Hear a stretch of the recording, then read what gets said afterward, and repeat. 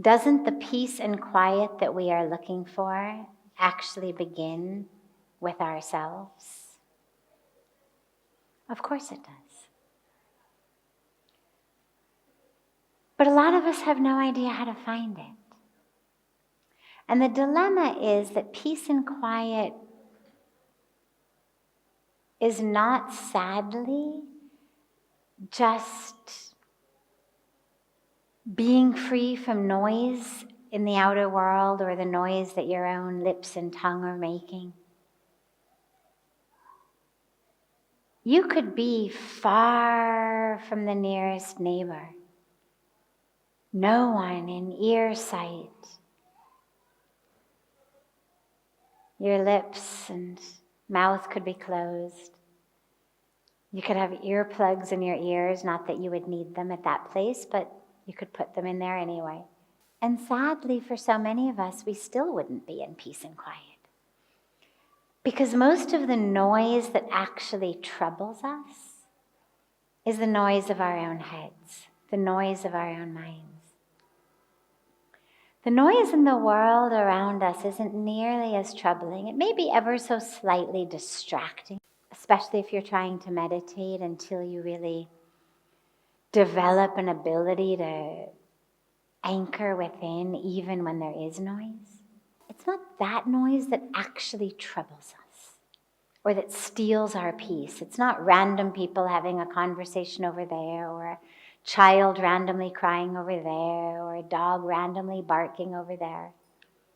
That which actually steals our peace is the noise in our own heads. And sadly, that's with you wherever you go. And so a lot of us don't even know the experience of peace and quiet. And so it would never occur to somebody to stop talking or to stop shouting, because even when they do, they're not in peace. They're still shouting in their minds. They're still constantly talking in their own minds. And that's why we do spiritual practice. It's why, sadly, the answer to peace and quiet is not actually just an absence of outer noise. If that were the case, people living in places with very, very low populations would be distinctly more peaceful. I mean, you'd be able to graph it based on the number of people per square kilometer and the peace that people experienced. But I don't think there's any such graph that shows that, people living in barely populated areas actually experience a deeper sense of peace and joy in their life, a deep quiet in their life, than people living in more packed areas experience. I don't think so. It'd be an interesting study in any case, but I don't think it would bear out. I think that people living in suburbia are, in most cases, just as stressed and just as upset and just as likely to be yelling at each other and on antidepressants or anti-anxiety pills, or to commit suicide, or to be getting divorced, or whatever the markers would be of unhappiness in our lives. I don't think that they're any lower the more likely you are to live in the suburbs or a sparsely populated area. It's an internal quiet.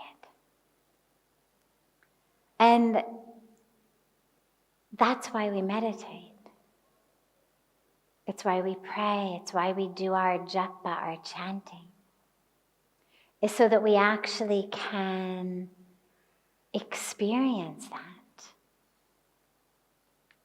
that sense of peace within the chaos, noiselessness amidst the noise.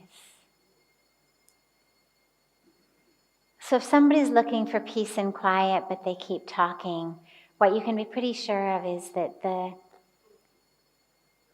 the noise that's troubling them is not the noise of their own voice, but it's the noise in their own heads. And that until they find that, they're not really going to find the peace and quiet. But of course, if you're going to meditate or pray or do japa, one of the first criteria is you got to close your mouth. You've got to stop talking.